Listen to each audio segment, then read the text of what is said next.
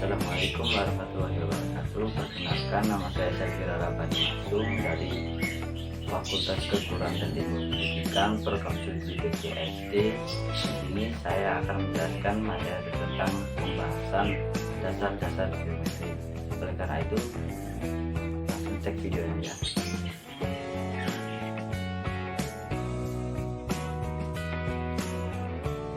Nah, untuk selanjutnya yaitu tentang definisi geometri.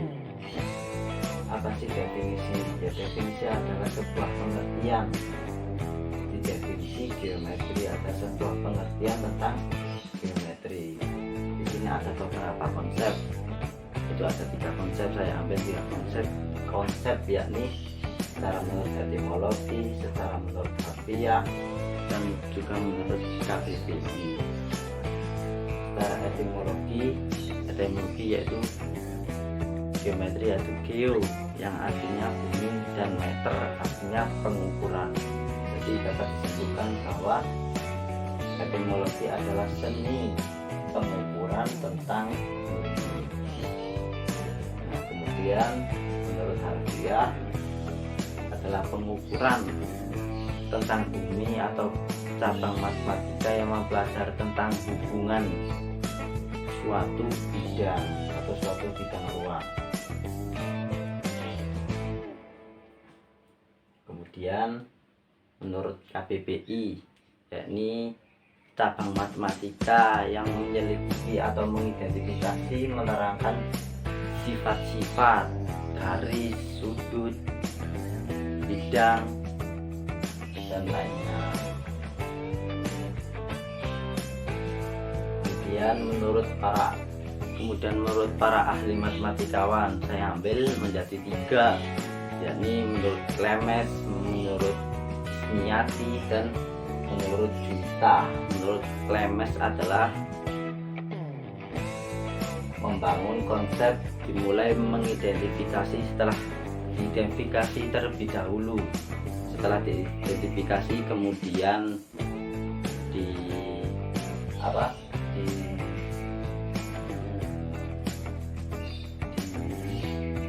diselidiki hubungan. Setelah diselidiki kemudian dipisahkan antara hubungan tersebut, apakah benda, misalnya contoh benda bangun datar lingkaran dengan segitiga. Setelah diselidiki kemudian dipisahkan. Itu menurut MS. Menurut Ismiani yaitu pemahaman antara pemahaman konsep-konsep bidang ruang. Jadi dipaham sebuah pemahaman, hanya sebuah pemahaman antara konsep bidang ruang. Kemudian menurut Juwita, kalau menurut Juwita ini simpel ya, yaitu studi hubungan ruang.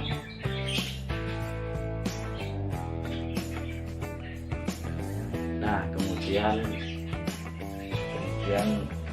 geometri menurut sudut pandang psikologi dan matematika. Menurut psikologi adalah pemahaman visual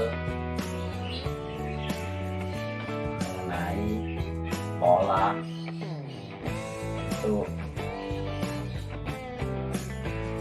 pengukuran. Nah, itu menurut psikologi. Kemudian menurut matematika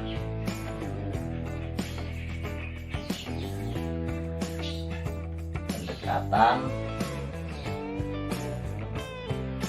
Menurut matematika adalah pendekatan untuk memecahkan masalah mengenai sifat-sifat bangun, misalnya sifat-sifat vektor, diagram, dan lain-lain. Itu menurut matematika. Selanjutnya dapat disimpulkan bahwa geometri adalah suatu pemecahan masalah matematika mengenai tentang bentuk-bentuk, pola, pengukuran untuk memisahkan antara bangun ruang tersebut. Itu kira-kira. Selanjutnya yaitu tentang sejarah perkembangan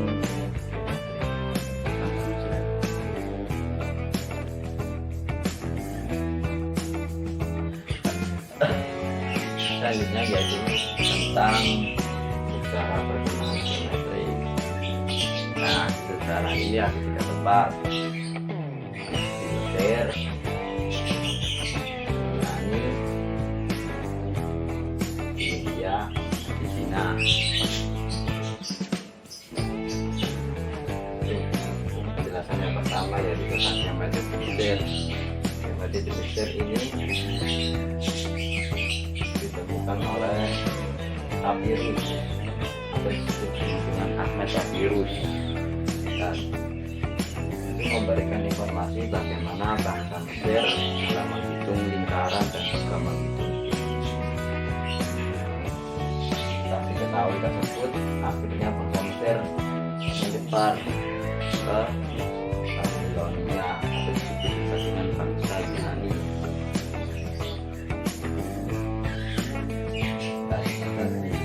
Setelah menyebar ke Babilonia ini kemudian dipelajari secara eksperimen dan empirik. Selanjutnya yang kedua yaitu geometri di Yunani. Dari bangsa Yunani ini mengembangkan geometri dari fakta-fakta empirik. Nah, fakta-fakta empirik ini penalarannya mendekati tentang penalaran deduktif, dan pendekatannya melakukan dengan pendekatan geometrik. Nah, pengembangan secara deduktif ini menandakan dimulainya fase baru, yakni geometri dikembangkan sebagai sistem yang logis. Yang dimaksud adalah pengembangan secara deduktif adalah pengembangan secara umum, kemudian menjadi khusus. Maksudnya yaitu pengembangan secara umum, hanya meliputi konsep-konsep dasar saja, kemudian diubah menjadi pengembangan yang khusus. Nah, orang yang pertama kali mengenakan ini adalah Thales, yaitu sekitar abad yang ke-640 sampai 546 sebelum Masehi. Nah, Thales ini memiliki banyak teorema. Ada 4 teorema. Yang pertama yaitu tentang sudut alas dari segitiga. Kemudian sudut siku yang kongruen. Kemudian sebuah sudut dinyatakan sebuah setengah lingkaran adalah sudut siku. Itu menurut Thales. Dia ada 3. Setelah Thales kemudian dibalas seorang matematikawan lagi, yaitu yang bernama Pythagoras, yaitu sekitar abad 582 sampai 507 sebelum Masehi. Nah, pada masa pendapat Pythagoras pada tahun 582 sampai 500 sebelum Masehi itu ditemukannya eksperimen atau penalarannya eksperimen, kemudian secara empirik, kemudian dirumuskan suatu aksioma yang misalnya tentang sudut, misalnya tentang garis, titik gitu. Kemudian yang ketiga yakni geometri di India. Nah, geometri di India ini terhimpun dalam suatu kitab yang bernama kitab Shilpa Sutra. Itu banyak yang ditulis oleh 4 orang ahli, yakni Pauhana, Bauhayana, Manafa, Apastamba, Paiti. Nah, ada 4.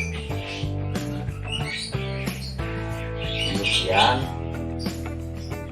pada buku tersebut yaitu dituliskan bahwa Pitagoras pernah belajar di India dengan merumuskan buku yaitu teorema Pitagoras, yakni tentang A plus B, A pangkat 2 plus B pangkat 2 plus C pangkat 2. Ini ditemukan sekitar 530 sebelum Masehi.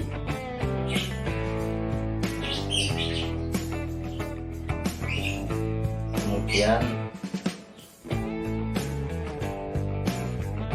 untuk selanjutnya yaitu tentang geometri di Mesir atau geometri di Cina, maksudnya geometri di Cina pada peradaban Cina itu terletak di lembah Sungai Kuning sekitar 5000 sebelum Masehi, jadi pada dinasti Zhou. Nah, ada banyak dinasti, yakni dinasti Zhou, dinasti Hunrin, dan dinasti Han.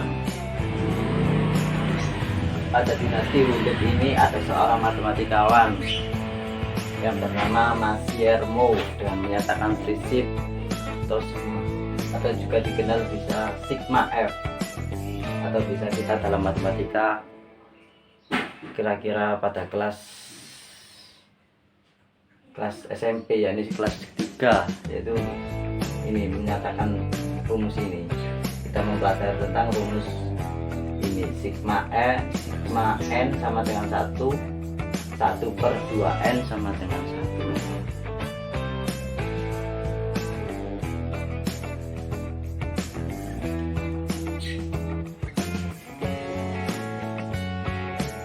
Kemudian yakni tentang yang ketiga, yakni tentang istilah-istilah yang berkaitan dengan geometri. Ada banyak istilah, ini tentang definisi, interstem, terus kemudian teorema, aksioma, rumus. Nah, pada definisi ini menjelaskan tentang rumusan tentang ruang lingkup dan ciri-ciri suatu konsep menjadi pokok pembicaraan studi, atau definisi adalah sebuah pengertian dalam matematika, yaitu memperkenalkan selalu dalam pembicaraan tentang geometri. Itu yang foundation term, yaitu disebut dengan istilah yang tidak didefinisikan. Jadi istilah itu tidak didefinisikan. Misalnya titik adalah apa bla bla bla bla bla. Tapi dalam ini titik adalah hanya gambaran secara umum saja, karena melambangkan tempat dalam suatu ruang. Kalau titik disebut juga, atau misalnya kita menyimpulkan bahwa titik adalah sebuah gabungan garis membentuk sebuah lingkaran. Nah, itu kan menurut secara khusus ya. Untuk secara umum kita yaitu melambangkan tempat dalam suatu ruang. Jadi untuk form itu begitu. Terus kemudian yaitu aksioma, itu pernyataan yang diterima sebagai kebenaran, sebagai pembuktian atau kebenaran tanpa pembuktian. Secara matematika, pendapat yang dijadikan pedoman dasar dan merupakan dalil-dalil pemula sehingga kebenarannya tidak perlu dibuktikan. Kemudian yang nomor 4 yakni tentang teorema. Nah, seperti teorema ini dinyatakan yaitu suatu pernyataan matematika yang dinyatakan dalam rumus, secara logika bisa dibuktikan. Yaitu misalnya contoh, ada sebuah contoh soal ya, misalnya 37 kurang dari X kurang dari 40. Nah, kemudian 41 kurang dari Y kurang dari 50. Nah, itu bisa dicari X-nya dan Y-nya. Begitu untuk contoh dari teorema. Rumus adalah informasi tertentu dengan cara menggunakan patokan. Nah, di rumus itu termasuk patokan, dilambangkan dengan huruf, angka, ataupun tanda. Nah, itu merupakan dasar-dasar tentang materi geometri. Sekian video dari saya. Apabila salah kata mohon dimaafkan. Wassalamualaikum warahmatullahi wabarakatuh.